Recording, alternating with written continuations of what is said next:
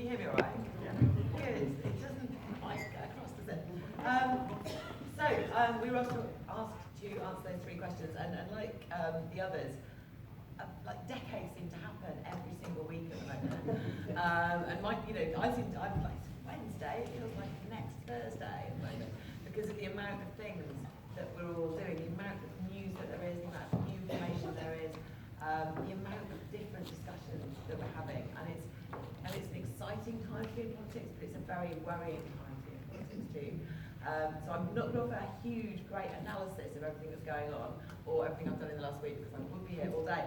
But I just wanted to talk about a few things that affect me in my job in terms of Brexit, and then I've got several jobs, so I'll go back onto the elections part in a minute. So one thing I am is a local councillor in Camden.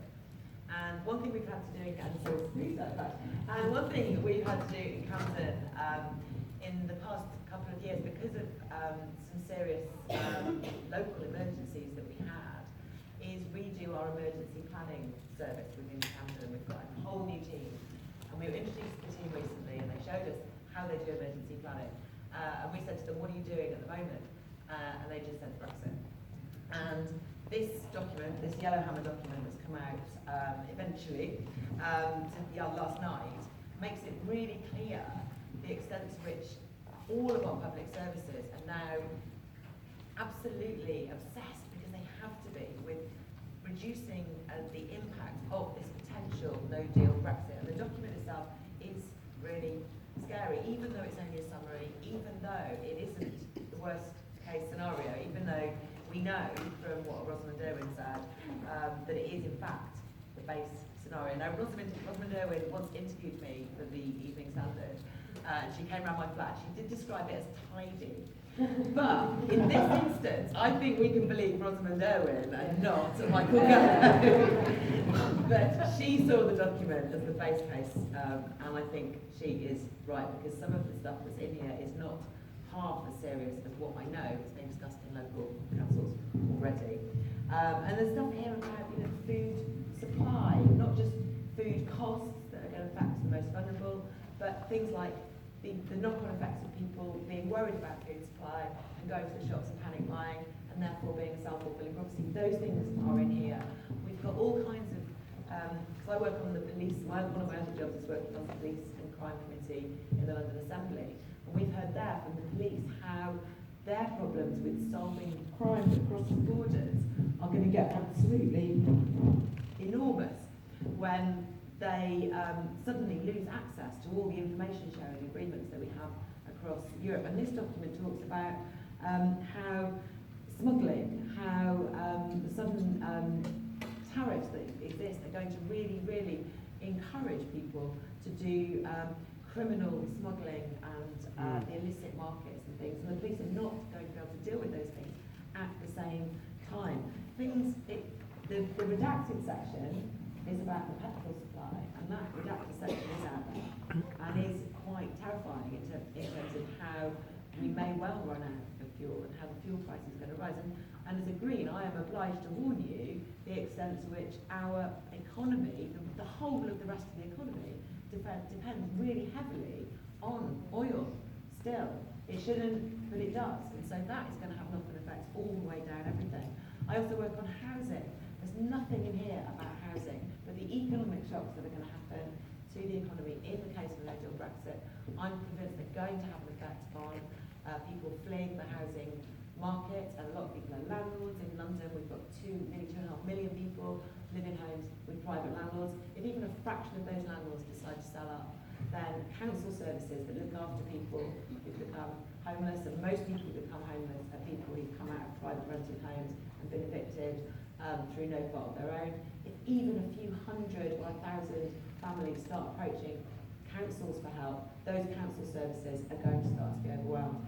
It is the scenario that's brought all of us together to say this must stop. And I cannot speak more highly for the MPs in Parliament in the past week and a half, because we've seen something that I've just wanted for such a long time, which is people in different parties in Parliament genuinely working together for the common good, putting their egos aside, And what normally happens in politics, I'm in the London Assembly too, everybody wants the ideas to be theirs, and the motions to be theirs, and the amendments to be theirs, and the bills to be theirs, and it's like people, the process of putting forward all these different ideas, and we saw that with the 8 or 9 different amendments earlier in the year, when people had time, they were not working together effectively, when there were lots of rival camps. Suddenly, when we had just a few days to sort out a bill, the parties from right across the spectrum in the opposition came together, worked with the independents as well, and actually sat down and wrote one thing that would do the job, and sorted it out, and they all agreed. And they were in constant contact, and that's something I've never seen before, and it worked. And this is exciting. This is how politics could and should be. It's a mature kind of politics that you see in other countries that do have proportional representation. Now, one of my jobs is co-leader of the Green Party, and I've met recently with the Greens in Iceland, who are in government now in a coalition of 3 parties. And I also met this week the Foreign Minister of Finland, who is a Green, and he's in a coalition there of 5 parties. And when I met the Icelandic Greens, it was very embarrassing because they cannot understand why our politics is so broken, why people are not working together more against things like the Brexit Party and the Conservative Party teaming up, against things like No Deal. But this week, when I met the Finnish Foreign Minister, it was a lot better because he's there with his 5 parties governing a country, and I was able to put to Parliament and say, look, this is something really, really good. And so I think that really does offer us absolute hope, and I think it's something that one of the questions is, what can we do locally? I think keeping up that dialogue, keeping up that constant communication between parties, even if you're not trying to agree on things completely, at least keeping up the contact and talking to each other, and when a really big decision has to be made, actually, then it becomes a lot easier, and I think that's just really good, mature politics that I'd really like to see. So I wanted to also mention the European elections, because those elections were held under proportional representation, and I think people there felt like they could vote for what they believed in, and we saw really huge votes for the Liberal Democrats, big votes for the Greens, and a proportional amount of MEPs elected from different parties. And on election night, I had to do the wash up on the radio and the TV and go and discuss these results that were coming in. And all of us in the opposition were sitting there in the studios, adding up all our votes together to see if between us we had a majority, and we did. And there's clearly a majority out there in the country for remaining, which is one of the reasons why we need to get people's vote. And I do prefer doing people's vote than a general election. I'll get onto a general election in a minute, because that would be a really decisive way of dealing with it. And general elections can get really messed up and mixed up, although there are things we can do about that. So I think we'll get a people's vote, and I think we can win it. I think there's a majority for remaining in the EU. And I think local people at the moment could really do with focusing on that quite a lot.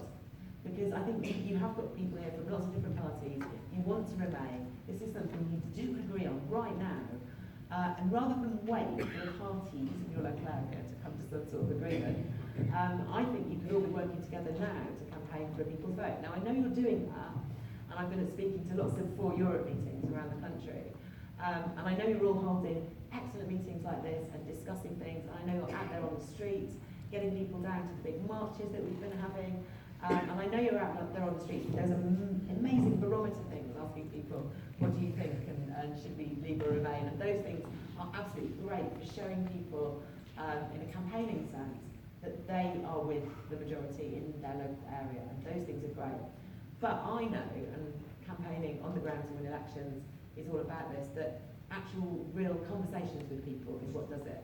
And if you're out on a street stall, then the people who come up to you to have those conversations quite often are people who don't agree with you and want to have an argument. Whereas, if you go out and knock on people's doors and talk to them one-to-one, if they want to, lots of people answer the door and go, no, I'm too busy, but you will have, in an hour, more useful conversations on doorsteps than you will standing in a town centre. And that's the message and the tip and the campaigning tip I've been taking to all the 4 Europe meetings is, don't just talk to the people that you already agree with. Go out and knock on people's doors, and most people, almost everybody, is absolutely lovely and will want to have a chat with you if you approach it in the right way. Just say, how do you feel about Europe? And they will all say, we're really fed up about this. And then you'll know the conversations you can have after that when they say, I just want it to be over. Well, no deal won't make it over. And all of those things. You can have those really good conversations. And I've been doing that for the local elections, knocking on lots of doors in places which voted really heavily to leave, and finding leave voters behind those doors, and just saying, how do you feel about politics? And we vote for my local council candidate, please. But also, they're nice people. They're at home. They're wanting to have that chat. So that's my absolute tip for what to do. Prepare now for that People's Vote campaign and get out and have those conversations. Now, Heidi talked about her Unite to Remain initiative and how we might fight the next general election. And it's quite true that our voting system at the moment does not tell us and does not create a parliament that represents the views of the people. So at the end of a general election campaign, we could end up none the wiser about this unless we do something really sensible and clever to try and work out what to do. And I think Heidi's, a lot of people shout out tactical voting, and that's not good. I think we need to be looking at tactical campaigning, at the very least parties talking to each other about where we are targeting in order to reduce that majority that could exist if the Brexit Party and the Conservative Party team up. At the very least saying, look, we're going to work hardest here, we're going to work hardest here, and being in communication about that. And then at the very most, there is Heidi's idea, which is genuinely putting forward one candidate around which groups like yours can unite. And I think it is something we do all need to be talking to each other about. And I really hope there are some Labour people in the room today who are listening to me and will come and talk to us about that as well. But yeah, I think, long term, obviously, all of this chaos has shown that our constitution is no good. All of the difficulties we've had discussing whether or not to have a general election, how to fight a general election, shows so clearly that we need proportional representation in future elections, but also the problems that led to Brexit, the people feeling that their democratic voice wasn't being heard, people living in safe seats where they just got ignored and ignored and ignored, but also people living in regions that were just neglected by successive governments with lack of investment and no effort being made to do things like transition people away from industries that we can't afford to have in the future, like coal and oil and gas, and transition those people to a new economy, a green economy. All of those things need to be fixed as well. And we need to be having those conversations about devolution of investment and democracy around the country, about a new constitution, in things like citizens' conventions. And I think people, far from being tired of politics, if you're asked to decide how should this country be run in the future, people will be up for fixing that. So yes, there's such a lot we need to fix. Literally almost everything, including the climate. But I think we've taken some steps in the last few months towards a new kind of politics in this country. That along with all the division and what the media try and make us do, which is, shout at each other and all say only we can do this and all of those things, that the party conference season, quite honestly, is going to have us doing a little bit more of. But I think, that in extremis, we showed in the last week or two that the parties can come together and can solve the biggest problems. And I think we should take that lesson forwards in all of the new things that we're going to be asked to do and all of the new crises that are going to happen over the next few months. Thank you.